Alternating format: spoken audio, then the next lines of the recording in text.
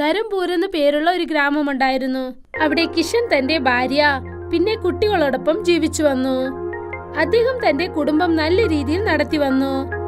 ആ ഗ്രാമം ഹൈവേയുടെ വളരെ അടുത്തായതുകൊണ്ട് അവിടെ വ്യാപാരം നല്ല രീതിയിൽ നടന്നുകൊണ്ടിരുന്നു. പറയണമെങ്കിൽ കിഷൻ ഒരു പാവപ്പെട്ട കൃഷിക്കാരനാണ്. അദ്ദേഹം നഗരത്തിൽ ചെന്ന് ഒരു കട തുറക്കണമെന്നത് അദ്ദേഹത്തിന്റെ സ്വപ്നമാണ്. ഒരുപക്ഷെ എന്റെ അമ്മയുടെ വാക്ക് ഞാൻ കേട്ടിരുന്നെങ്കിൽ ഇത്രത്തോളം ഞാൻ കഷ്ടപ്പെടേണ്ടി വരില്ലായിരുന്നു. എന്റെ ഭാവി ഞാൻ നിങ്ങളോടൊപ്പം കഴിയില്ലായിരുന്നു. നീ എപ്പോ നോക്കിയാലും എന്നെ ചീത്ത പറഞ്ഞോണ്ടിരിക്കയാണ്. നിനക്കെന്താ നിന്റെ അമ്മേന്റെ വീട്ടിലേക്ക് പോയാല്? ഇവിടെ നിനക്ക് കഴിക്കാൻ 2 നേരം റൊട്ടിയെങ്കിലും കിട്ടുന്നുണ്ട്. അവിടെ പോയാൽ നിനക്ക് എന്ത് കിട്ടും? നോക്കൂ, എന്നെ കുറിച്ച് നിങ്ങൾ എന്ത് വേണമെങ്കിലും പറയൂ, പക്ഷെ എന്റെ അമ്മയെ കുറിച്ച് നിങ്ങൾ ഒന്നും തന്നെ പറയാൻ പാടില്ല.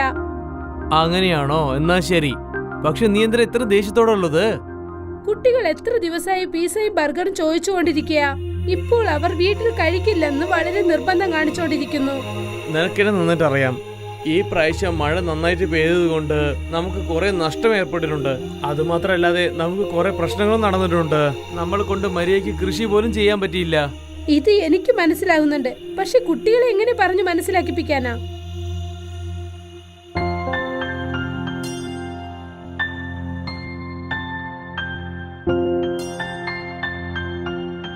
കിഷൻ തന്റെ 2 കുട്ടികളെയും സ്കൂളിൽ നിന്നും വീട്ടിലേക്ക് കൊണ്ടുവന്നു.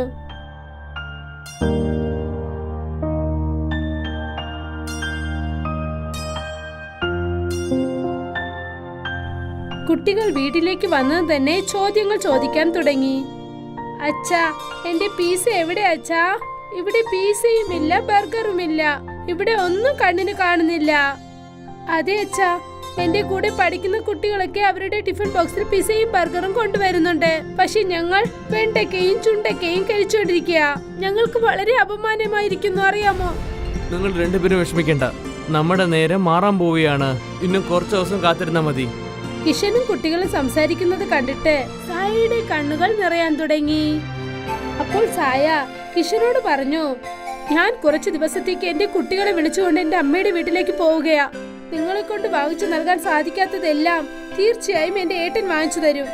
ഇങ്ങനെ പറഞ്ഞിട്ട് സായ തന്റെ കുട്ടികളെ വിളിച്ചുകൊണ്ട് തന്റെ അമ്മയുടെ വീട്ടിലേക്ക് ചെന്നു. പിന്നെ കിഷൻ ആ വീട്ടിൽ തനിയാളായി മാറി.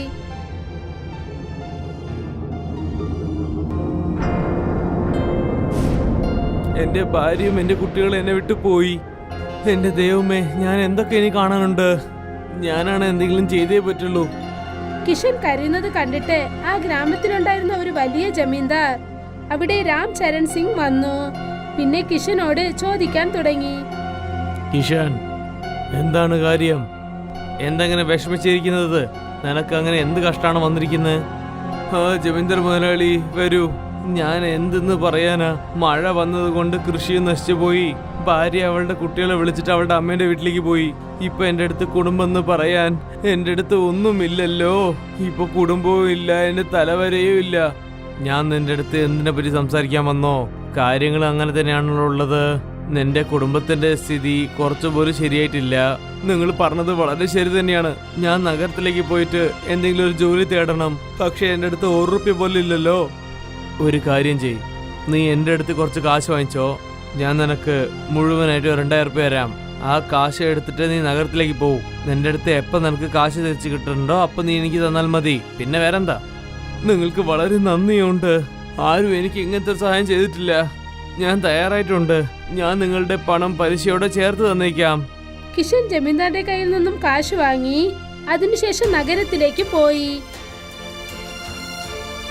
അങ്ങനെ നഗരത്തിൽ തെരുവുകൾ തോറും അലഞ്ഞതിനു ശേഷം അദ്ദേഹത്തിന് ഒരു മാവ് മെഷീനിൽ ജോലി കിട്ടി. കിഷൻ, ഞാൻ നിനക്ക് മാസത്തിന് 8000 രൂപ കാശ് തരാം. നീ കഷ്ടപ്പെട്ട് അധ്വാനിച്ച് ഈ മാവ് മില്ലിൽ നീ ജോലി ചെയ്തേക്കണം. ആരും നിന്റെ പേരിൽ കംപ്ലൈന്റ് ചെയ്യാൻ പാടില്ല. നിങ്ങൾ എങ്ങനെ പറയുന്നു, ഞാൻ അതുപോലെ തന്നെ ചെയ്യാം. ആരും എന്നെ പറ്റി കുറവ് പറയുന്ന പോലെ ഞാൻ ചെയ്യില്ല. കിഷൻ കുറച്ചു ദിവസം ആ മാവ് മില്ലിൽ ജോലി ചെയ്യുകയായിരുന്നു. ഒരു ദിവസം കണക്ക് നോക്കുന്ന തർക്കത്തിനിടയിൽ അദ്ദേഹത്തിനും ആ മാവ് മില്ല് മുതലാളിക്കും ഇടയിൽ തർക്കമുണ്ടായി. ഞാൻ നിന്നെ എത്ര നേർമയായിട്ടുള്ളതെന്ന് വിചാരിച്ചു. പക്ഷെ നീ എന്താണെന്ന് വെച്ചാൽ ഇങ്ങനെ നിൽക്കുന്നുണ്ടല്ലോ. നീ ഇങ്ങനെയൊക്കെ ചെയ്യുമെന്ന് ഞാൻ കരുതിയ പോലും ഇല്ല. എന്റെ കട വിട്ട് പുറത്തേക്ക് പോ. വീണ്ടും നീ ഈ മാർക്കറ്റ് പ്രദേശത്തിൽ വരാനേ പാടില്ല. ഇവിടെ ഉള്ളവരാരും നിനക്ക് ഒരു ജോലിയും തരാൻ പോകുന്നില്ല. ഞാൻ നിങ്ങളുടെ കടയിൽ ഒരു മോഷണം ചെയ്തിട്ടില്ല. നിങ്ങൾ എന്തിനാണ് ഇങ്ങനെ ഒരു കള്ളം എൻ്റെ അടുത്ത് പറയുന്നത്? പിന്നെ എനിക്കും നിങ്ങളടുത്ത് ഒരു ജോലിയും ചെയ്യാനുള്ള ഒരു ആവശ്യമില്ല. എന്റെ 2 മാസത്തിന്റെ ശമ്പളം മാത്രം എൻ്റെ അടുത്ത് തന്നാൽ മതി. കിഷൻ തന്റെ മുതലാളിയിൽ നിന്നും കാശ് വാങ്ങിയിട്ട് എതിരിലുണ്ടായിരുന്ന പിസ്സ കടയിൽ ചെന്നിരുന്നു. എന്നിട്ട് അവിടെ നോക്കി, വരൂ വരൂ, ചൂടുള്ള പിസ്സ കഴിച്ചോളൂ. ചേട്ടാ, ഞാൻ തന്നെ ഒറ്റയ്ക്ക് എങ്ങനെ ജോലി ചെയ്യാനാ? എനിക്കൊന്നും മനസ്സിലാവുന്നില്ല. ആരെങ്കിലും എന്റെ കൂടെ ജോലിക്ക് ചേർന്നാൽ അവർക്ക് എന്റെ പാതി പങ്ക് തരാൻ പറ്റും. ലച്ചി പറഞ്ഞത് കേട്ടിട്ട് കിഷൻ അദ്ദേഹത്തിനടുത്തേക്ക് ചെന്നു. എന്നിട്ട് എന്തു പറഞ്ഞെന്നാൽ, ഇവിടെ നോക്ക് ചേട്ടാ, ഞാൻ നിങ്ങളുടെ കടയിൽ ജോലി ചെയ്യാൻ പറ്റാവോ? എനിക്കും പിസ്സ ചെയ്യാനൊന്ന് പഠിപ്പിച്ചു തരുമോ? ഞാൻ ജനങ്ങളുടെ എച്ചിൽ തട്ടും കഴുകാനും തയ്യാറാണ്. ഇതിന് ജോലി ആവശ്യമെന്ന് തോന്നുന്നത്. മറ്റുള്ളവരുടെ ആവശ്യം നമുക്ക് എന്തായാലും ഉപയോഗിച്ചല്ലേ പറ്റുള്ളൂ. തീർച്ചയായും നിങ്ങൾ ധാരാളമായിട്ട് എന്റെ കടയിൽ ജോലി ചെയ്യാം. പക്ഷേ ഒരേ ഒരു കണ്ടീഷനാണ്. ഞാൻ നിങ്ങൾക്ക് 2000 റുപ്യാണ് ശമ്പളം തരാൻ പറ്റുള്ളൂ. പക്ഷെ ദിവസം മുഴുവനും ജോലി ചെയ്യണം. എനിക്ക് ഈ കണ്ടീഷൻ ഓക്കെയാണ്. ഞാൻ തീർച്ചയായിട്ടും ജോലി ചെയ്തോളാം. ഇങ്ങനെ പറഞ്ഞതിനു ശേഷം കിഷൻ ആ കടയിൽ ജോലി ചെയ്യാൻ തുടങ്ങി. പതുക്കെ പതുക്കെ മാസം 1 കടന്നുപോയി. കിഷൻ ഇപ്പോൾ പിസ്സ എങ്ങനെ ചെയ്യണമെന്ന് നന്നായിട്ട് മനസ്സിലാക്കി.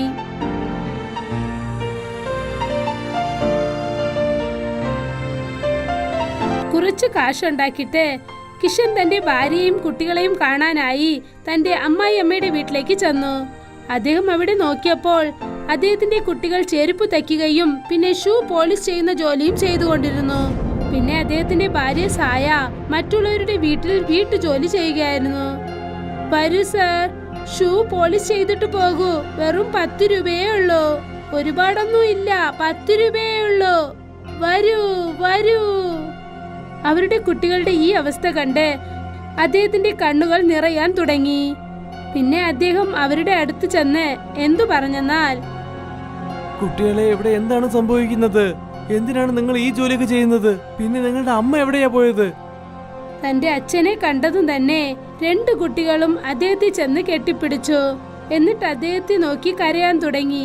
കിഷനെ കണ്ടിട്ട് സായിയും ഒരുപാട് സന്തോഷിച്ചു.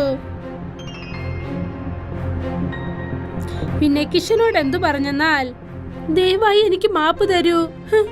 ഞാൻ ചെയ്ത ചെറിയ തെറ്റു കാരണം എന്റെ അവസ്ഥ ആകെ മോശമായി മാറി. ഇവിടെ എന്റെ ചേട്ടനും ചേട്ടത്തി എന്നോട് പെരുമാറുന്നത് എനിക്ക് സഹിക്കാനാവുന്നില്ല. വരൂ, ഞാൻ ഒരുപാട് കഷ്ടപ്പെട്ടു. വരൂ, നമുക്ക് നമ്മുടെ വീട്ടിലേക്ക് പോകാം. ഇല്ല ഇല്ല, ഞാനിപ്പോഴും എങ്ങോട്ടും വരുന്നില്ല. എനിക്ക് പെട്ടെന്ന് തന്നെ എന്റെ ചേട്ടനെ കണ്ടേ പറ്റൂ. അവര് എന്ത് ധൈര്യം ഉണ്ടെങ്കിൽ എന്റെ മക്കളവൻ ചെരുപ്പ് തയ്ക്കാൻ വിട്ടിട്ടുണ്ടാവും. കിഷൻ സായയുടെ ചേട്ടൻ, അതായത് തന്റെ അളിയനെ കാണാനായി ചെന്നു. എന്നിട്ട് അദ്ദേഹത്തോട് ദേഷ്യത്തോടെ സംസാരിച്ചു. നിനക്ക് എന്ത് ധൈര്യം ഉണ്ടെങ്കിൽ നീ ജോലിക്ക് വിടാൻ വേണ്ടി എന്റെ പിള്ളേരെ വിട്ടിട്ടുണ്ടാവും. പിന്നെ എന്റെ ഭാര്യയും. വേറെ എന്ത് ചെയ്യാനാ? എന്റെ അടുത്ത് അത്ര പണവും ഇല്ല. ഇവര് ഇഷ്ടപ്പെടുന്ന കാര്യങ്ങളൊക്കെ ഞാൻ ദിവസം വാങ്ങിയും കൊടുക്കണ്ടേ? ഇതാണ് നിനക്ക് പ്രശ്നം വെച്ചാൽ നീ ധാരാളമായിട്ട് ഇവരെ നീ കൂട്ടിക്കൊണ്ടുപോയേക്കാം. ഞാൻ എന്റെ ഭാര്യയും കുട്ടികളെയും ഞാൻ കൂട്ടിക്കൊണ്ടു പോകാൻ പോവുകയാണ്.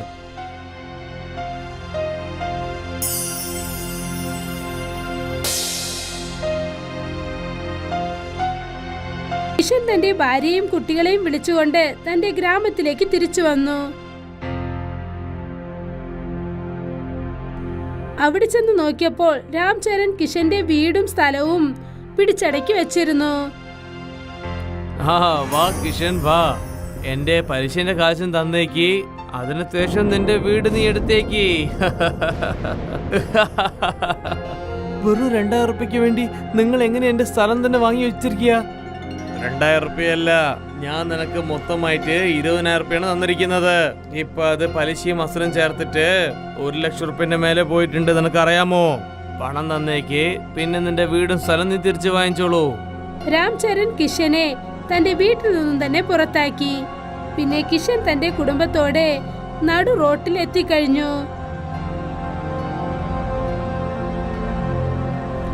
അപ്പോഴാണ് കിഷൻ തന്റെ ഭാര്യ സായയോട് എന്തു പറഞ്ഞെന്നാൽ, നീ ഒന്നിനും വിഷമിക്കണ്ട. ഇപ്പൊ എന്റെ അടുത്ത് ഒരു വഴിയുണ്ട്. നമുക്ക് അത് തന്നെ ചെയ്തേക്കാം. എനിക്കൊന്നും മനസ്സിലാകുന്നില്ല.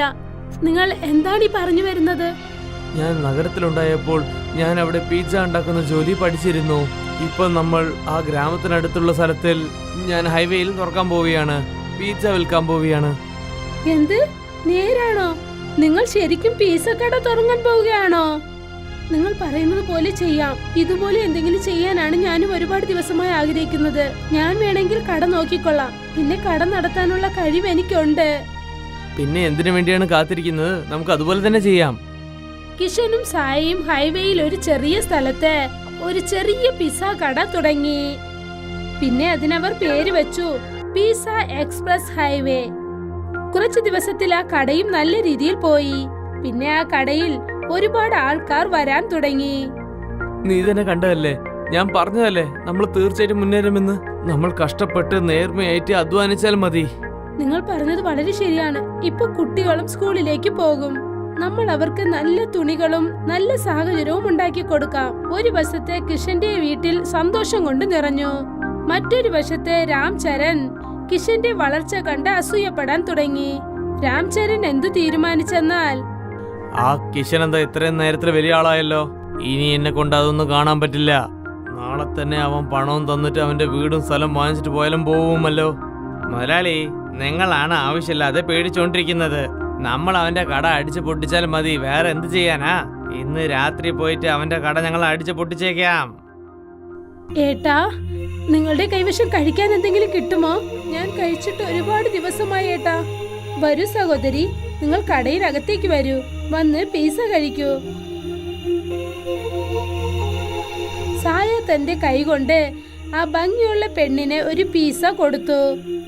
അല്ല, കൊള്ളാലോ, ഈ പിസ്സ നല്ല രുചിയായിട്ടുണ്ട്. പക്ഷെ നിങ്ങൾക്ക് നൽകാൻ എന്റെ കയ്യിൽ കാശില്ലല്ലോ.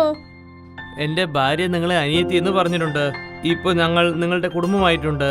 നിങ്ങൾ പണത്തിനെ പറ്റി ഒന്നും വിഷമിക്കണ്ട. നിങ്ങൾ വയറ് നിറയെ കഴിച്ചോളൂ. കിഷൻ ഇങ്ങനെ പറഞ്ഞതും തന്നെ ആ ഭംഗിയുള്ള പെണ്ണ് ഒരു ദേവതയുടെ രൂപത്തിൽ മാറി. എന്നിട്ട് അവരോട് എന്തു പറഞ്ഞെന്നാൽ, ചായ, കിഷൻ, നിങ്ങൾ രണ്ടുപേരും എപ്പോഴും സന്തോഷത്തോടെ ആയിരിക്കണം. ഞാനൊരു മാന്ത്രിക ദേവതയാണ്. നിന്റെ ഈ സ്നേഹവും നല്ല മനസ്സും എന്റെ മനസ്സ് മാറ്റിമറിച്ചിരിക്കുന്നു. ഇനി നീ എങ്ങനെ പിസ്സ ചെയ്താലും അത് വലിയ പിസ്സയായി മാറുന്നതായിരിക്കും. പിന്നെ ഒരു പിസ്സ കഴിച്ച ഉടനെ എല്ലാവരുടെ വയറും നിറയുന്നതായിരിക്കും. നിന്റെ കടയ്ക്ക് ആരെ കൊണ്ട് ഒരു ബുദ്ധിമുട്ടും ഉണ്ടാകില്ല. എപ്പോഴും സന്തോഷത്തോടെ ജീവിക്കൂ. ഇങ്ങനെ പറഞ്ഞിട്ട് ആ ദേവത അവിടെ നിന്നും മാഞ്ഞു. കിഷനും സായിയും ആ ദേവതയുടെ ആശീർവാദം കൊണ്ട് ഒരുപാട് സന്തോഷിച്ചു.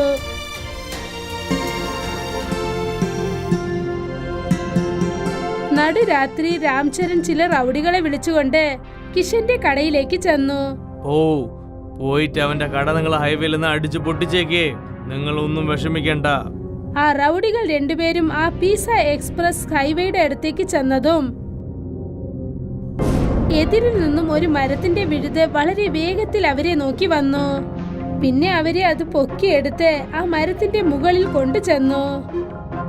രക്ഷിക്കൂ, ഞങ്ങളെ രക്ഷിക്കൂ. ആരെങ്കിലും ഞങ്ങൾ ഇവിടെ വന്നിട്ടൊന്ന് രക്ഷിക്കണേ. അവരുടെ ശബ്ദം കേട്ടതും ആ സ്ഥലത്തേക്ക് കിഷന്റെ കുടുംബം വന്നു. എന്നിട്ട് പറഞ്ഞു, കാണാൻ തന്നെ സന്തോഷമായിരിക്കുന്നു. രാംചരൺ മാമനെ കാണാൻ കുരങ്ങിനെ പോലെയുണ്ട്. അതെ, അവർ നമുക്ക് ചീത്ത വിചാരിച്ചു. അവർക്ക് തന്നെ സംഭവിച്ചു. എന്നോട് ക്ഷമിക്കൂ കിഷൻ, ഞാൻ വല്ലാതെ തന്നെ തെറ്റ് ചെയ്തിട്ടുണ്ട്. ഇനി എപ്പോഴും നിന്റെ കുടുംബവും ഞാന് ശല്യമേ ചെയ്യാൻ പോകുന്നില്ല. സായന്റെ ചേട്ടനെ ഞാനാണ് പണം കൊടുത്തിരുന്നത്. അപ്പോഴല്ലേ നിന്റെ കുടുംബം എപ്പോഴും സന്തോഷമായിട്ടേ ഇല്ലാതിരിക്കാൻ പറ്റുക. നിന്റെ കാരണം കൊണ്ടാണ് എന്റെ കുടുംബം ഇപ്പൊ വല്ലാതെ കഷ്ടപ്പെട്ടിട്ടിരുന്നത്. ഞങ്ങൾ അങ്ങനെ എന്ത് പാവാണ് ചെയ്തത്? നിന്റെ സ്ഥിതി എന്താണെന്ന് വെച്ചാൽ നീ തന്നെ നോക്കിക്കോളൂ. കിഷനും ചായയും അവിടെ നിന്നും പോയി. രാംചരണിന് തന്റെ തെറ്റുകൾ മനസ്സിലാകാൻ തുടങ്ങി. ആ മരം അവരെ താഴേക്ക് ഇറക്കി വിട്ടു.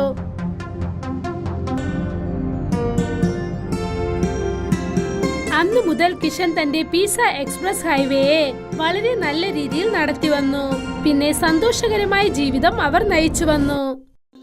നഗരത്തിൽ കൈലാസിന് വളരെ വലിയ തുണി ബിസിനസ് ഉണ്ടായിരുന്നു.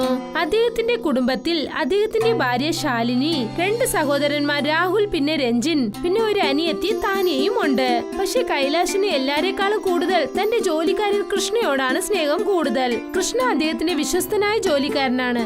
അദ്ദേഹം കൃഷ്ണയെ തന്റെ അനിയനെ പോലെ കരുതി. കൃഷ്ണ തന്റെ മുതലാളി കൈലാസിന്റെ എല്ലാ ജോലിയിലും സഹായിക്കും.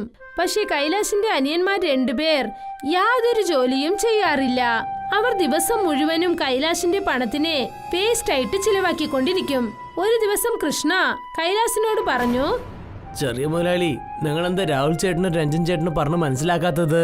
നിങ്ങൾ ദിവസം മുഴുവനും വല്ലാതെ കഷ്ടപ്പെടുകയാണ്, പക്ഷേ നിങ്ങൾ കഷ്ടപ്പെടുന്ന കാശ് എടുത്തിട്ടാണ് അവർ രണ്ടുപേരും അടിച്ചു പൊളിക്കുന്നത്. എടാ കൃഷ്ണ, അതിപ്പോ നിനക്ക് എങ്ങനെ പറഞ്ഞ് മനസ്സിലാക്കാനാ? എന്റെ അമ്മ മരിക്കുന്ന മുമ്പ് എന്റെ അടുത്തൊരു വാക്ക് വാങ്ങിയിട്ടുണ്ടായിരുന്നു. അവര് ഒരു കഷ്ടപ്പെടാൻ പാടില്ല എന്ന് പറഞ്ഞിട്ടുണ്ട്.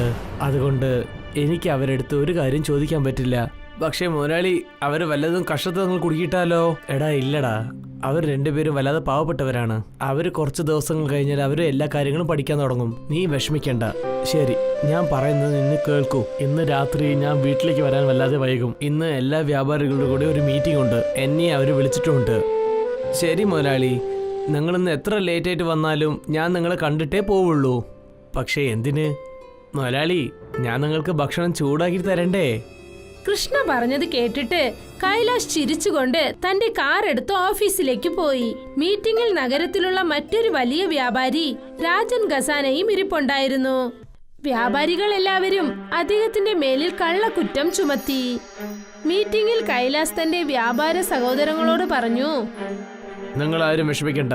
പക്ഷേ ഈ തീരുമാനം ഞാൻ ഒരു കൊല്ലത്തിന് ശേഷം ശരിയാക്കി തരും. ഇപ്പൊ എല്ലാരും അവരുടെ ജോലി എന്താ പോയി നോക്കൂ. മീറ്റിംഗ് കഴിഞ്ഞതിനു ശേഷം രാജൻ ഖസാന ചിരിച്ചുകൊണ്ട് വന്ന് കൈലാഷിനോട് എന്തു പറഞ്ഞെന്നാൽ, നിങ്ങൾ എന്താണ് വിചാരിക്കുന്നത് കൈലാസ് സർ? ഈ വ്യാപാരികളൊക്കെ എന്റെ പേരിൽ ഒരു കംപ്ലൈന്റ് തന്നിട്ടുണ്ടല്ലോ, അത് സത്യമാണെന്ന് വിചാരിക്കുന്നുണ്ടോ? സത്യം പറയൂ രാജൻ, വ്യാപാരികളുടെ എല്ലാ അക്കൗണ്ട് കാശും നിങ്ങളുടെ അക്കൗണ്ടിൽ സീക്രട്ട് ആയിട്ട് ഇട്ടിട്ടുണ്ടല്ലേ? ഒരു പക്ഷേ അക്കൗണ്ടിൽ നിന്ന് കാശ് കുറവായാൽ എല്ലാവരുടെ മേലെ സംശയം നിങ്ങളുടെ മേലെ വരിക. ഞാൻ ബാങ്ക് മാനേജറോട് സംസാരിച്ചു. ഇനി ഒരാഴ്ച കൊണ്ട് എനിക്ക് എല്ലാ കാര്യങ്ങളും അറിയേണ്ടി വരും. നിങ്ങളുടെ മേലുള്ള ഈ കംപ്ലൈന്റ് ശരിയാണോ തെറ്റാണോ എന്ന്. ഇവിടെ നോക്കൂ കൈലാസ് സർ, ഞാൻ നിങ്ങളുടെ അടുത്ത് കള്ളൊന്നും പറയില്ല. ഞാൻ ഈ വ്യാപാരികളുടെ 100 കോടി കട്ടത് സത്യമാണ്. പക്ഷെ നിങ്ങൾ വ്യാപാരികളുടെ അടുത്ത് ഞാൻ കട്ടിട്ടില്ല എന്ന് പറഞ്ഞാൽ അതിൽ നിന്ന് 50 കോടി നിങ്ങൾക്ക് തരാൻ ഞാൻ തയ്യാറാണ്. മനസ്സിലായോ സാറേ? രാജൻ പറഞ്ഞത് കേട്ടിട്ട് കൈലാഷിന് വല്ലാതെ ദേഷ്യം വന്നു. അദ്ദേഹം രാജന്റെ ചെവിട്ടത്ത് ഓങ്ങി ഒരു അടി വെച്ചു കൊടുത്തു. നിനക്ക് കുറച്ചു പോലും നാണല്ലേ രാജൻ? ഇനി ഞാൻ നിന്നെ ജയിലിൽ ഇടാതെ ഞാൻ വിടുകയില്ല. ഇത് പറഞ്ഞിട്ട് കൈലാഷ് അവിടെ നിന്നും പോയി. രാജൻ ഖസാന ദേഷ്യത്തിൽ പല്ലു കടിച്ചുകൊണ്ട് പറഞ്ഞു, നിന്നെ ഞാൻ വെറുതെ വിട്ടാലല്ലേ നീ എന്നെ ജയിലിനകത്തേക്ക് ഇടാൻ വേണ്ടിയത്? രാജൻ ഖസാന ഒരു മോശമായ കൊടൂരമായ ആളാണ്. അദ്ദേഹം തന്റെ അടിയാളുകളെ വരുത്തി എന്തു പറഞ്ഞെന്നാൽ, ഇന്ന് രാത്രി നിങ്ങൾ കൈലാസിന്റെ ഫാക്ടറി പോയി തീ വെച്ചോളൂ. എനിക്ക് ഇപ്പോഴാണ് അറിഞ്ഞത്, കുറച്ചു നേരം മുമ്പ് കൈലാഷ് അവന്റെ ഫാക്ടറിയിലെ ₹1 സാധനം അവിടെ ഇറക്കിയിട്ടുണ്ടെന്ന്. അവൻ ഇന്നും ആ സാധനത്തിനൊന്നും ഇൻഷുറൻസ് ചെയ്തിട്ടില്ല. ഫാക്ടറി കത്തിയതിനു ശേഷം പിന്നെ അവൻ തെരുവിലായിരിക്കും വരേണ്ടത്. രാജൻ ഖസാനയുടെ ആളുകൾ അന്ന് രാത്രി തന്നെ കൈലാഷിന്റെ ഫാക്ടറിയിൽ തീ കത്തിച്ചു. കൈലാഷിന്റെ ഫാക്ടറി തീയിൽ കത്തി നശിച്ചു. പിന്നെ അതോടൊപ്പം അതിനകത്തുണ്ടായിരുന്ന കോടിക്കണക്കിനുള്ള സ്വത്തും നശിച്ചു. കൈലാഷ് തെരുവിലേക്ക് വന്നു. ഇത്ര വലിയ നഷ്ടം സംഭവിച്ചത് കൈലാഷിനെ വളരെ വിഷമത്തിലാക്കി. പിന്നെ ഒരു ദിവസം രാത്രി പെട്ടെന്ന് അദ്ദേഹത്തിന് അസുഖം പിടിച്ചു. കൈലാസിന്റെ അനിയത്തി താന്യ തന്റെ ചേട്ടന്മാരുടെ നമ്പറിലേക്ക് കാൾ ചെയ്ത് താഴ്ന്നുപോയി. യാതൊരു ചെറിയ ഏട്ടനും അവളുടെ ഫോണ് എടുത്തില്ല. പിന്നെ കൈലാഷിന്റെ കൈവശം തന്നെ ചികിത്സിക്കാൻ പോലും കാശില്ലായിരുന്നു. കുറച്ചു സമയത്തിനകം കൃഷ്ണ വീട്ടിൽ നിന്നും കുറച്ച് കാശ് എടുത്തുകൊണ്ട് വന്നു. ഡോക്ടർ പരിശോധിച്ച ശേഷം കൈലാഷ് തന്റെ ജോലിക്കാരനായ കൃഷ്ണയോട് പറഞ്ഞു, കൃഷ്ണ, നിന്റെ അടുത്ത് എത്ര ഈ കാശ് വന്നത്? എന്റെ അടുത്ത് ഒരു പൈസ പോലും ഇല്ലല്ലോ. നീ ആരടുത്തെങ്കിലും കടം വാങ്ങിട്ട് വന്നോ? ഇല്ല മുതലാളി, നിങ്ങൾക്ക് സുഖമില്ലാതെ ഇരിക്കുന്നത് കൊണ്ട് ഞാൻ രഞ്ജൻ ചേട്ടന്റെ പോക്കറ്റിൽ നിന്ന് കുറച്ച് കാശ് എടുത്തിട്ട് വന്നു. ഈ പണമൊക്കെ അദ്ദേഹത്തിന്റെ പോക്കറ്റിൽ വെക്കുന്നത് ഞാൻ കണ്ടിട്ടുണ്ട്. കൃഷ്ണ ഇക്കാര്യം പറഞ്ഞുകൊണ്ടിരിക്കുകയായിരുന്നു. അപ്പോഴാണ് കൈലാഷിന്റെ 2 അനിയന്മാരും ദേഷ്യത്തോടെ വന്ന് പറഞ്ഞത്, ഇവൻ കട്ടു ചേട്ടാ, നിനക്ക് എത്ര ധൈര്യം ഉണ്ട് എന്റെ പോക്കറ്റിൽ നീ കാശ് എടുക്കും? വലിയ മുതലാളിക്ക് സുഖമല്ലാതായി പോയി. ഞാൻ ആ കാരണം കൊണ്ടാണ് ഞാൻ നിങ്ങളുടെ പോക്കറ്റിൽ നിന്ന് കാശ് എടുത്തത്. എന്റെ അടുത്തൊന്നും അത്ര വലിയ കാശൊന്നും ഇല്ല. ഇദ്ദേഹത്തിന്റെ ചികിത്സയ്ക്കൊന്നും എനിക്ക് ചെലവ് ചെയ്യാൻ പറ്റില്ല. ഇനി നീ എന്റെ പോക്കറ്റിൽ കൈവെക്കുന്ന ജോലി ചെയ്യാൻ പാടില്ല. രഞ്ജൻ ചേട്ടാ, നിങ്ങൾ എന്തിനാ എങ്ങനെയൊക്കെ സംസാരിക്കുന്നത്? വലിയ മുതലാളി നല്ല സ്ഥിതിയിലുണ്ടാവുമ്പോൾ നിങ്ങൾ ചോദിക്കാതെ തന്നെ കുറെ കാശ് എടുക്കാറുണ്ടല്ലോ. പക്ഷെ അദ്ദേഹം ഇന്ന് ചികിത്സയ്ക്ക് വേണ്ടി ചെലവിന് ചോദിച്ചപ്പോൾ നിങ്ങളടുത്ത് ഇല്ലാന്ന് പറയുന്നത് വല്ലാതെ മോശമായി പോയി ചേട്ടാ. നിങ്ങൾ ഒന്നുപോലും ചോദിക്കാതെ വലിയ ചേട്ടന്റെ പോക്കറ്റിൽ നിന്ന് കാശ് എടുക്കുന്നത് ഞാൻ തന്നെ കണ്ടിട്ടുണ്ടല്ലോ. ഞാൻ എപ്പോഴും ഈ കാര്യം മുതലാളിയുടെ അടുത്ത് പറയുമ്പോൾ അദ്ദേഹം എപ്പോഴും ചിരിച്ചുകൊണ്ട് തന്നെയാണ് ഇരിക്കുക. നിനക്ക് എത്ര ധൈര്യം ഉണ്ടെങ്കിൽ നീ എന്റെ അടുത്ത് ഇങ്ങനെ സംസാരിക്കും? രഞ്ജൻ കൃഷ്ണയെ വളരെ മോശമായ രീതിയിൽ അടിച്ചു. വലിയ മുതലാളി, ഇവരെന്നെ തല്ലുന്നുണ്ട്. നിങ്ങൾ എന്താ ഒന്നും ചോദിക്കാണ്ട് ഇരിക്കുന്നത്? നീ മോഷ്ടിച്ചു കൃഷ്ണ. ഇപ്പൊ തന്നെ ഈ വീട്ടിൽ നിന്ന് പുറത്തേക്ക് പോയിക്കോ. നിങ്ങൾ എന്താ പറയുന്നത് മുതലാളി? നിങ്ങൾ എന്നെയാണോ സംശയിക്കുന്നത്? ഞാൻ നിങ്ങളുടെ വൈദ്യ ചെലവിന് വേണ്ടിയാണ് ഈ രഞ്ജൻ ചേട്ടന്റെ പോക്കറ്റിൽ നിന്ന് ഞാൻ കാശ് എടുത്തത്.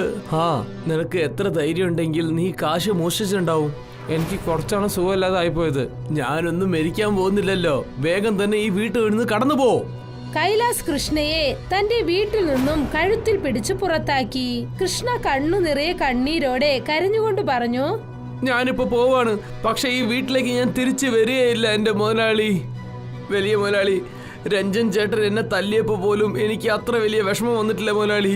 പക്ഷെ നിങ്ങൾ ചെയ്തെന്നാണ് എനിക്ക് വല്ലാതെ വിഷമം വരുന്നത്. ഇന്ന് ഞാൻ ഈ ലോകത്തിനെ പറ്റി നന്നായിട്ട് അറിഞ്ഞിട്ടുണ്ട്. വലിയ മുതലാളി അവരുടെ ജോലിക്കാരെ എത്ര സ്നേഹിച്ചു നോക്കിയാലും ശരി, അവരെപ്പോഴും ആ മുതലാളിന്റെ കാലിന്റെ താഴെ ഉണ്ടാവാൻ പാടുള്ളെന്ന് വിചാരിക്കുന്നുള്ളൂ. ഇത് പറഞ്ഞിട്ട് കൃഷ്ണ കൈലാഷിന്റെ വീട്ടിൽ നിന്നും പുറത്തുപോയി. പിന്നെ സങ്കടത്തോടെ ഒരു ഫുട്പാത്തിൽ നിന്നും കരഞ്ഞുകൊണ്ടിരുന്നു. അപ്പോഴാണ് ഒരാൾ അവിടെ നിന്നും ഓടി വന്ന് അദ്ദേഹത്തിന്റെ അടുത്തായി താഴേക്ക് വീണത്. ആ മനുഷ്യൻ വളരെ മോശമായ അവസ്ഥയിലായിരുന്നു. അദ്ദേഹത്തിന്റെ ശരീരത്തിൽ രക്തം ഒലിച്ചുകൊണ്ടിരുന്നു. നിങ്ങൾക്ക് എന്ത് സംഭവിച്ചു? നിങ്ങൾക്ക് ഗുണ്ടടി വിട്ടുണ്ടല്ലോ. അയാൾ ഒരു ചെറിയ ബോട്ടിലും ഒരു ഫയലും കൃഷ്ണയുടെ കയ്യിൽ കൊടുത്തിട്ട് പറഞ്ഞു, ഞാനൊരു സയന്റിസ്റ്റ് ആണ്. എന്റെ പുറകിൽ കുറെ പേര് വരുന്നുണ്ട്. നിങ്ങൾ എന്നെ ഇവിടെ തന്നെ വിട്ടേക്കാൻ പാടില്ല. നിങ്ങൾ എന്റെ ഗ്രാമത്തിലേക്ക് എന്നെ കൊണ്ടുപോകണം. പക്ഷേ ഇതൊക്കെ എന്താണ്? ഈ ബോട്ടിലിൽ ഞാൻ എന്തുപോലുള്ള ഫോർമുല തയ്യാറാക്കി വെച്ചിട്ടുണ്ടെങ്കിൽ ഇതുകൊണ്ട് നിങ്ങൾ എന്ത് വേണമെങ്കിലും വൈരമായിട്ട് മാറ്റാൻ പറ്റും. പിന്നെ ഈ ഫയലിൽ അതിനുള്ള ഫോർമുലയും കയ്യിലുണ്ട്. അപ്പോഴാണ് ചിലർ കയ്യിൽ തോക്കുമായി കൃഷ്ണയെ നോക്കി ഓടി വന്നത്. കൃഷ്ണ അവിടെ നിന്നും രക്ഷപ്പെട്ടു. പിന്നെ നേരെ തന്റെ ഗ്രാമത്തിലേക്ക് വന്നു. കൃഷ്ണയ്ക്ക് സ്വന്തമായി കുറച്ച് സ്ഥലം ഉണ്ടായിരുന്നു. കൃഷ്ണ തന്റെ പാടത്ത് ചക്ക വിത്തുകൾ ഇട്ടു. അദ്ദേഹം അയാൾ പറഞ്ഞതുപോലെ ആ ബോട്ടിലുണ്ടായിരുന്ന കെമിക്കൽ തന്റെ മരങ്ങളിൽ അദ്ദേഹം തെളിച്ചു. അപ്പോഴാണ് അദ്ദേഹത്തിന്റെ മുൻപിൽ ഒരു അത്ഭുതം സംഭവിച്ചത്. മരത്തിൽ വൈരച്ചക്കകൾ കാച്ചു. ഇത് കണ്ടിട്ട് കൃഷ്ണ സന്തോഷം കൊണ്ട് തുള്ളിച്ചാടി. ആ സമയത്ത് അവരുടെ അമ്മയും അവിടെ ഉണ്ടായിരുന്നു. അമ്മ, നിങ്ങൾ നോക്കിക്കോ. ഇന്നും കുറച്ച് ദിവസം കൊണ്ട് ഞാൻ വലിയ പൈസക്കാരനാവാൻ പോവാണ്. ഞാൻ വലിയ പൈസക്കാരന് ശേഷം എന്റെ മുതലാളിക്കാണ് ഞാൻ ആദ്യം ഉത്തരം പറയാൻ പോകുന്നത്. കാരണം അദ്ദേഹമാണ് എന്നെ ആദ്യം കള്ളൻ എന്ന് പറഞ്ഞത്. പക്ഷെ ഞാൻ അദ്ദേഹത്തിന് വേണ്ടിയല്ല മോഷ്ടിച്ചത്.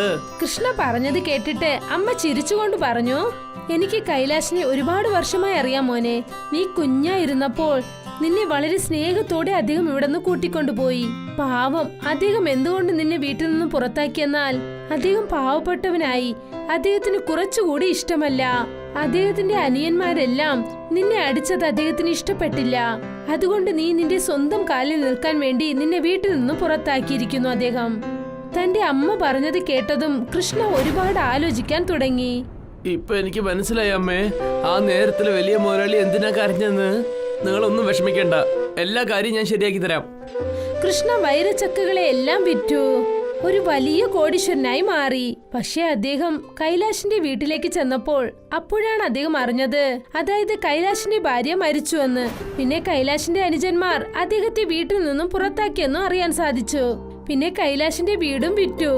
കൃഷ്ണ ആ സിറ്റി മുഴുവൻ കൈലാഷിനെയും തന്നെയെയും തേടാൻ തുടങ്ങി. അവരെ തേടിക്കൊണ്ട് അദ്ദേഹം കൈലാഷിന്റെ ഫാക്ടറിയിലേക്ക് പോയി. അവിടെ ജോലി ചെയ്യുന്ന ഒരാൾ കൃഷ്ണയോട് പറഞ്ഞു, കൈലാഷ് ചേട്ടന് വല്ലാതെ അന്യായമാണ് നടന്നത് കൃഷ്ണ. നീ വരാൻ തന്നെ വല്ലാതെ താമസിച്ചും പോയി. ഞാൻ എന്തെങ്കിലും ഒന്ന് ചെയ്തിട്ട് വലിയ മുതലാളിന്റെ കാര്യം എന്താണെന്ന് മനസ്സിലായിക്കോളാം. നിനക്ക് അറിയാലോ കൃഷ്ണ, നമ്മുടെ കൈലാസ് മുതലാളി പോലെ എന്റെ ജീവിതത്തിൽ വേറെ ആരും ഞാൻ ഇതുപോലെ കണ്ടിട്ടോ ഇല്ല. സത്യം എന്താണെന്നറിയോ കൃഷ്ണ, കൈലാസ് സാറിന്റെ ഫാക്ടറിയിൽ തീ ഒന്നും പിടിച്ചതല്ല, ആരോ കത്തിച്ചതാണ്. നിങ്ങൾ എന്താ പറയുന്നത്? ഞാൻ പറയുന്നത് സത്യമാണ് കൃഷ്ണ. അത് വേറെ ആരും അല്ല, രാജന്റെ ആൾക്കാർ തന്നെയാണ്.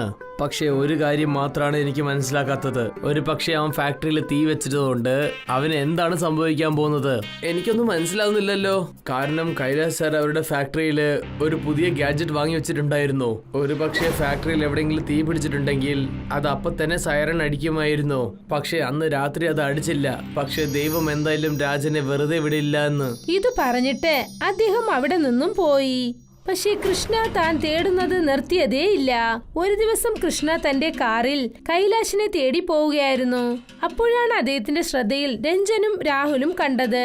അതായത് കൈലാഷിന്റെ വലിയ ദ്രോഹിയായ രാജൻ കസാലയോടൊപ്പം പോയിക്കൊണ്ടിരുന്നു. കൃഷ്ണ അവരുടെ കാറ് ഫോളോ ചെയ്ത് അവരുടെ ഓഫീസ് വരെ എത്തി. പിന്നെ മറഞ്ഞു നിന്ന് അവർ സംസാരിക്കുന്നത് കേട്ടുകൊണ്ടിരുന്നു. രഞ്ജനും രാഹുലും രാജൻ ഖസാനയോട് സംസാരിക്കായിരുന്നു. നിങ്ങൾ പറഞ്ഞത് വളരെ ശരിയാണ് രാജൻ. നിങ്ങൾ ചേട്ടന്റെ ഫാക്ടറിയിൽ തീ വെച്ചിട്ടുണ്ട്.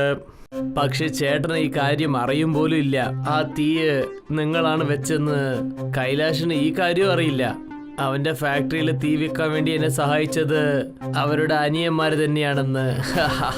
50 കോടി കിട്ടുന്നത് കൊണ്ട് ഏത് അനിയനായാലും അവന്റെ ചേട്ടനെ കൊല്ലുകയല്ലേ ചെയ്യുക. അതുമാത്രല്ലാതെ കൈലാഷ് ഞങ്ങളുടെ സ്വന്തം ചേട്ടനൊന്നല്ലോ. അപ്പോഴാണ് കൃഷ്ണ അവരുടെ 3 പേരുടെ മുൻപിലും വന്നു നിന്നത്. അവർ 3 പേരും കൃഷ്ണയെ കണ്ടതും തന്നെ ഒരുപാട് പേടിച്ച് വിറച്ചുപോയി. കൃഷ്ണ, നീ എന്താ ഇത്ര വില ഉയർന്ന ഡ്രസ് ഇട്ടിരിക്കുന്നത്? നീ എവിടെങ്കിലും മോഷ്ടിച്ചു വന്നിട്ടുണ്ടോ? ഞാൻ എവിടെയും മോഷ്ടിച്ചില്ല രഞ്ജൻ ചേട്ടാ. ഞാൻ കഷ്ടപ്പെട്ടിട്ടാണ് ഉണ്ടാക്കിയത്. നിങ്ങൾ എപ്പോഴെങ്കിലും നിങ്ങളുടെ ജീവിതത്തിൽ കഷ്ടപ്പെട്ടിട്ടുണ്ടോ? നിങ്ങൾ എപ്പോഴും നിങ്ങളുടെ വലിയ ചേട്ടന്റെ ഉഴപ്പിലല്ല ഉണ്ടാക്കിയത്. അവരുടെ അടുത്ത് നിങ്ങൾ മോഷ്ടിച്ചിട്ടുണ്ട്. പക്ഷെ നിങ്ങൾ രണ്ടുപേരും ഇതുപോലെ ചെയ്യുന്ന എന്റെ ജീവിതത്തിൽ പോലും ഞാൻ വിചാരിച്ചിട്ടേ ഇല്ല. വളരെ നാണക്കേടുണ്ട്. ഒരു സ്വന്തം ചേട്ടൻ പോലും തന്റെ അനിയന്മാർക്ക് ഇതുപോലെ ഒന്നും ചെയ്യുകയില്ല. പക്ഷെ വലിയ മുതലാളി നിങ്ങൾക്ക് വേണ്ടി എല്ലാ കാര്യം ചെയ്തു കൊടുത്തിട്ടുണ്ട്. ശരി, ഇപ്പൊ അതിന് ഞങ്ങൾ എന്താ ചെയ്യണം നീ പറയാൻ വരുന്നത്? ആദ്യം ഈ കാര്യം പറയൂ. ഈ വലിയ മുതലാളി എവിടെയാ ഉള്ളത്? വേഗം പറയൂ. അവരെവിടെയാ ഉള്ളത് ഞങ്ങൾക്കൊന്നും അറിയില്ല. അങ്ങനെ തേടാണെങ്കിൽ ഏതെങ്കിലും അമ്പലത്തിനടുത്ത് പോയി തേടിക്കോ. ചേട്ടനോ അനിയത്തി എവിടെയെങ്കിലും പോയി ഭിക്ഷ എടുക്കുകയായിരിക്കും. ഞാൻ നിങ്ങൾ രണ്ടുപേരും വെറുതെ വിട്ടിട്ട് പോവുകയാണ്. കാരണം വലിയ മുതലാളി നിങ്ങളടുത്ത് അത്രയും സ്നേഹം ഉണ്ടായിരുന്നോ അത് നിങ്ങൾക്ക് അറിയില്ല. നിങ്ങൾക്ക് കിട്ടാൻ പോകുന്ന ശിക്ഷ ദൈവം നിങ്ങൾക്ക് തന്നേക്കും. ഇത് നോക്കൂ രാജൻ ഖസാന, വലിയ മുതലാളി എന്റെ കയ്യിൽ കിട്ടിയതിനു ശേഷം അന്ന് നീ ചെയ്ത തെറ്റിന്റെ ശിക്ഷ ഞാൻ നിനക്ക് തരും. ഇത് പറഞ്ഞിട്ട് ദേഷ്യത്തോടെ കൃഷ്ണ അവിടെ നിന്നും പുറത്തുപോയി. കൃഷ്ണ വട്ടുപിടിച്ചതുപോലെ കൈലാഷിനെ തേടിക്കൊണ്ടേയിരുന്നു. കുറച്ചു മാസങ്ങൾക്ക് ശേഷം കൃഷ്ണ ഒരു ക്ഷേത്രത്തിലേക്ക് പോയി. അദ്ദേഹം നോക്കി കൈലാഷും അദ്ദേഹത്തിന്റെ അനിയത്തി താനിയയും ക്ഷേത്രത്തിന് പുറത്തിരിക്കുകയായിരുന്നു. ഇത് കണ്ടിട്ട് കൃഷ്ണയുടെ കണ്ണിൽ കണ്ണുനീർ വന്നു. അദ്ദേഹം അവിടെ നിന്നും കൈലാഷിനെ നോക്കി ഓടി. ഞാൻ വന്നു മുതലാളി, എന്നോട് നിങ്ങൾ ക്ഷമിക്കൂ. അന്ന് നിങ്ങൾ എന്നെ തല്ലിയത് ഞാൻ തെറ്റിദ്ധരിച്ചു. അത് ഇപ്പോഴാണ് ഞാൻ മനസ്സിലാക്കിയത്. കൃഷ്ണ ഒരു പണക്കാരനായിരിക്കുന്നത് കണ്ട് കൈലാഷിന്റെ കണ്ണിൽ സന്തോഷം കൊണ്ട് കണ്ണുനീർ വന്നു. പിന്നെ താനിയയ്ക്കും. നീ പോയതിനു ശേഷം എന്റെ ഭാര്യ എന്നെ വിട്ടിട്ട് പോയി കൃഷ്ണ. പിന്നെ കുറച്ചു ദിവസം മുമ്പാണ് എനിക്ക് അറിഞ്ഞത് എന്റെ ഫാക്ടറിയിൽ തീ വെച്ചത് എന്റെ അനിയന്മാര് തന്നെയാണ്. പിന്നെ ദൈവം അവർക്ക് എന്തായാലും ദൈവം ശിക്ഷയും തന്നിട്ടുണ്ട്. അവര് പോയ ആഴ്ച തന്നെ ഒരു റോഡ് ആക്സിഡന്റിൽ മരിച്ചും പോയി. പക്ഷെ നിങ്ങൾക്ക് മുഴുവനായിട്ട് ഒരു കാര്യം അറിയില്ല മുതലാളി. ഇതിനുള്ള മുഖ്യമായ കാരണമായ ആള് രാജൻ ഖസാന തന്നെയാണ്. അവനാണ് രഞ്ജൻ ചേട്ടനെയും രാഹുൽ ചേട്ടനെ അങ്ങനെ മാറ്റിയത്. അവര് രണ്ടുപേർക്കും 50 കോടി തരാമെന്ന് പറഞ്ഞിട്ട് അവര് ഫാക്ടറിയിൽ തീ വെപ്പിക്കാൻ വേണ്ടി സമ്മതിച്ചിട്ടുണ്ട്. വലിയ കുറ്റവാളി ആ രാജൻ ഖസാന തന്നെയാണ്. അപ്പോഴാണ് പെട്ടെന്ന് കൈലാഷ് മയങ്ങി താഴേക്ക് വീണത്. ഇത് കണ്ടിട്ട് കൃഷ്ണയും താനിയും ഒരുപാട് പേടിച്ചു പോയി. അവർ കരഞ്ഞു. നിങ്ങൾ വിഷമിക്കേണ്ട മുതലാളി, ഞാൻ നിങ്ങളെ ഇപ്പൊ തന്നെ ഹോസ്പിറ്റലിലേക്ക് കൊണ്ടുപോയേക്കാം. ഇല്ല കൃഷ്ണ, ഇല്ല. നീ വന്നത് ശരിയായ നേരത്തിൽ തന്നെയാണ്. എനിക്ക് എപ്പോ തൊട്ടോ ക്യാൻസർ ഉണ്ടായിരുന്നു. ഇനി എനിക്ക് ജീവിക്കാൻ പറ്റില്ല. പക്ഷേ ഞാൻ പോയതിനു ശേഷം നീ താനിയെ നോക്കിക്കൊള്ളണം. അവളെ നീ കല്യാണം ചെയ്തോളൂ. പിന്നെ രാജൻ ഖസാന നീ വെറുതെ വിടാൻ പാടില്ല. ഇത് പറഞ്ഞതും കൈലാഷ് മരിച്ചുപോയി. കൃഷ്ണ കൈലാസിന്റെ അവസാന ചടങ്ങ് ചെയ്തു. പിന്നെ അന്ന് തന്നെ താനിയെ കല്യാണവും കഴിച്ചു. കൃഷ്ണ ഇപ്പോ വലിയൊരു പണക്കാരനായി മാറി.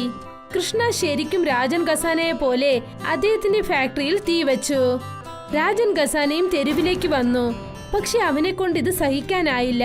അങ്ങനെ അവൻ ഭ്രാന്തനായി മാറി. പിന്നെ കുറച്ചു ദിവസത്തിനു ശേഷം കൃഷ്ണ തന്റെ ഭാര്യയും വിളിച്ചുകൊണ്ട് തന്റെ ഗ്രാമത്തിലേക്ക് വന്നു. പിന്നെ അവിടെ ഒരു വലിയ വീട് കെട്ടി താമസിച്ചു. കൃഷ്ണ ഇപ്പോഴും വൈരച്ചക്ക കൃഷി ചെയ്യുന്നുണ്ട്. സോൻപൂർ ഗ്രാമം ബാംബു കൃഷിക്ക് പ്രസിദ്ധമായിരുന്നു. അവിടെ വർഷങ്ങളായി ബാംബു കൃഷി നടന്നിരുന്നു. ദിനേശിനും ബാംബുവിന്റെ കൃഷിസ്ഥലം ഉണ്ടായിരുന്നു. അയാളുടെ മകനായ രാജേഷും അയാളുടെ ഒപ്പം ജോലി ചെയ്യുന്നുണ്ടായിരുന്നു. മോനെ രാജേഷ്, ഇന്നലെ വന്ന ബാംബുവിന്റെ ഓർഡർ അത് നീ കയറ്റി വിട്ടായിരുന്നോ? അതെ അച്ഛാ, ഞാൻ ഇന്നലെ വൈകിട്ട് തന്നെ കയറ്റി വിട്ടല്ലോ. അവർക്കത് സമയം തെറ്റാതെ കിട്ടുകയാണെങ്കിൽ ഇന്ന് വൈകുന്നേരത്തേക്ക് നമ്മുടെ പേയ്മെന്റ് റെഡിയാവും. സന്ധ്യയായി. ദിനേശിന്റെ വീടിന് മുന്നിൽ ബാംബു നിറഞ്ഞ ഒരു ലോറി കിടപ്പുണ്ടായിരുന്നു. അല്ല, ഈ ട്രക്ക് എന്താ തിരികെ വന്നത്? ഈ ലോഡ് അവിടെ ഇറക്കിയിട്ട് പേയ്മെന്റ് വാങ്ങി വരേണ്ടതായിരുന്നല്ലോ. ദിനേശ് പെട്ടെന്ന് തന്നെ രാജേഷിനെ വിളിച്ചു. രാജേഷ് പുറത്തേക്ക് വന്നു. രാജേഷ് ആകെ എന്തോ വിഷമത്തിലായിരുന്നു. രാജേഷ്, നോക്കൂ, പോയ വണ്ടി തിരികെ വന്നല്ലോ. അതെ അച്ഛാ, എനിക്കറിയാം. പട്ടണത്തിലെ കച്ചവടക്കാർ എന്നെ ഫോൺ ചെയ്തിരുന്നു. അവർക്ക് നമ്മളെക്കാൾ കുറഞ്ഞ വിലയിൽ ബാമ്പു കിട്ടുന്നുണ്ടെന്ന്. അതുകൊണ്ട് ഇനി അവർക്ക് നമ്മുടെ ബാമ്പു വേണ്ടെന്നാ പറയുന്നത്. എന്ത്? പക്ഷേ ഇങ്ങനെ മുന്നറിയിപ്പില്ലാതെ ചെയ്താൽ എങ്ങനെയാ? നമുക്ക് പണത്തിന് നല്ല ആവശ്യമുള്ളതല്ലേ. ഇനിയിപ്പോ ഇത്രയും ബാമ്പു നമ്മൾ എന്തു ചെയ്യും? അവര് പറയുന്ന പോലെ വില കുറച്ച് കൊടുക്കാമെന്ന് നിനക്ക് പറയായിരുന്നില്ലേ? അച്ഛാ, ഞാനത് അവരോട് പറഞ്ഞതാ. പക്ഷെ അവർക്ക് വില കുറച്ചാലും നമ്മുടെ ബാമ്പു വേണ്ടെന്നാ പറയുന്നത്. ഞാൻ അവരോട് പകുതി വിലക്ക് വരെ തരാൻ സമ്മതമാണെന്ന് സംസാരിച്ചു നോക്കിയതാ. എന്നിട്ടും അവർക്ക് താല്പര്യമില്ല.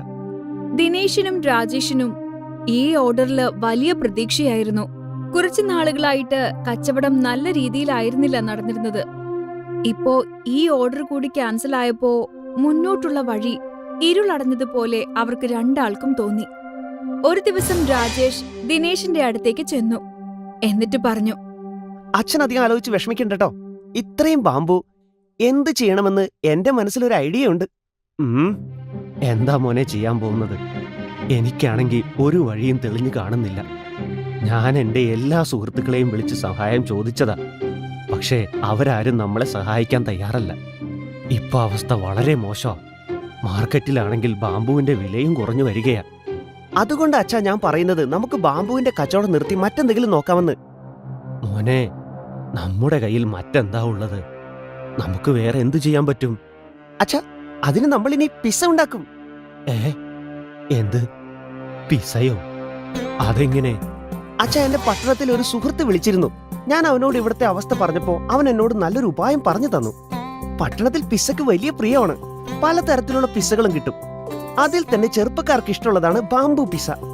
നമ്മുടെ കയ്യിലുള്ള ഈ ബാമ്പുവിന്റെ കാമ്പെടുത്തിട്ടാണ് ആ പിസ്സ ഉണ്ടാക്കുന്നത്. നമുക്കും ബാമ്പു പിസ്സയുടെ ബിസിനസ് തുടങ്ങാന്നേ. പക്ഷേ മോനെ, നമുക്കിതിനെ പറ്റി ഒന്നും അറിയില്ലല്ലോ. അച്ഛൻ വിഷമിക്കണ്ട. എന്റെ കൂട്ടുകാരൻ പറഞ്ഞിട്ടുണ്ട് എല്ലാവിധ സഹായം തരാന്ന്. രാജേഷും ദിനേശും ചേർന്ന് ബാമ്പു പിസ്സ ഉണ്ടാക്കുന്നതിനുള്ള എല്ലാ തയ്യാറെടുപ്പുകളും നടത്തി. അവരങ്ങനെ പതിയെ പതിയെ ബാമ്പു പിസ്സ ഉണ്ടാക്കാനായി പഠിച്ചെടുത്തു. എന്നിട്ട് അവര് തീരുമാനിച്ചു ഉടനെ ഒരു ഹോട്ടല് പണിയണമെന്ന്. രാജേഷും ദിനേശും ചേർന്ന് ബാമ്പു ഉപയോഗിച്ച് ഒരു ഹോട്ടല് പണിതു.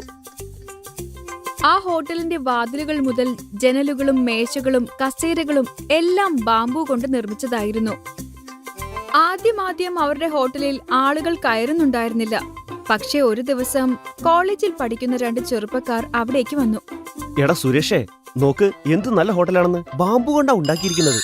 പിന്നെ എഴുതിയിരിക്കുന്നത് കണ്ടോ, ഞങ്ങളുടെ സ്പെഷ്യാലിറ്റി ബാമ്പു പിസയാണെന്ന്. എന്നാ വാടാ, ഇവിടത്തെ ബാമ്പു പിസ നമുക്ക് ഒന്ന് ട്രൈ ചെയ്ത് നോക്കിയാലോ? അത് വളരെ ശരിയാടാ. നമുക്ക് എന്തായാലും ഒന്ന് ഓർഡർ ചെയ്ത് നോക്കാം.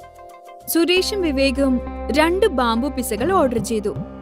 എടാ വിവേകേ, നീ ശ്രദ്ധിച്ചോ? ഇവിടത്തെ എല്ലാ മേശയും കസേരയും എല്ലാം ബാമ്പു കൊണ്ട് ഉണ്ടാക്കിയതാ. ബാമ്പു കൊണ്ട് എത്ര നന്നായിട്ട് അലങ്കരിച്ച് വെച്ചിരിക്കുന്നത്. ഇന്നത്തെ ഈ പ്ലാസ്റ്റിക് ലോകത്തിൽ ഈ എക്കോ ഫ്രണ്ട്ലി ഹോട്ടൽ നല്ല ഐഡിയ ആണല്ലോ. ഇതേപോലെ നമ്മൾ എല്ലാവരും എക്കോ ഫ്രണ്ട്ലി സാധനങ്ങൾ ഉപയോഗിക്കേണ്ട ആവശ്യമുണ്ട്. ഞാൻ ഈ ഹോട്ടലിന്റെ മുതലാളിയോടൊന്ന് സംസാരിക്കട്ടെ, ഇങ്ങനെ ഹോട്ടൽ ഉണ്ടാക്കാനുള്ള പ്രചോദനം എന്താണെന്ന്. സുരേഷും വിവേകും ദിനേശിനെ വിളിച്ചുകൊണ്ട് കാര്യങ്ങൾ അന്വേഷിച്ചു. ശരിക്കും നിങ്ങളുടെ ഹോട്ടൽ വളരെ നന്നായിട്ടുണ്ട്. നിങ്ങൾ എങ്ങനെയാ അത് ചെയ്തത്?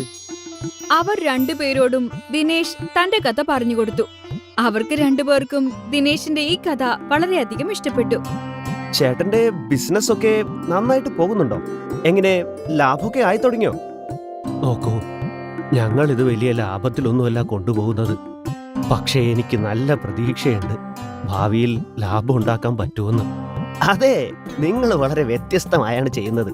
നിങ്ങൾക്ക് തീർച്ചയായും ലാഭം കിട്ടും. ഞങ്ങൾക്ക് നിങ്ങളെ സഹായിക്കാൻ താല്പര്യമുണ്ട്. ഞങ്ങൾക്കൊരു യൂട്യൂബ് ചാനൽ ഉണ്ട്. അതിൽ ഞങ്ങൾ പുതിയ കാര്യങ്ങൾ അവതരിപ്പിക്കാറുണ്ട്. നിങ്ങൾക്ക് സമ്മതമാണെങ്കിൽ ഈ ഹോട്ടലിന്റെ കാര്യം ഞങ്ങൾ യൂട്യൂബ് ചാനലിലൂടെ അതുപോലെ തന്നെ ഇൻസ്റ്റാഗ്രാമിലൂടെയും ഒന്ന് അവതരിപ്പിച്ച് നോക്കട്ടെ. അങ്ങനെ ആളുകളിലേക്ക്, പ്രത്യേകിച്ച് ഈ കോളേജിൽ പോകുന്ന ചെറുപ്പക്കാർക്കൊക്കെ ഇതിനെപ്പറ്റി കൂടുതലായിട്ട് അറിയാൻ കഴിയും. പിന്നെ നിങ്ങൾക്ക് പ്രശസ്തിയും കിട്ടും.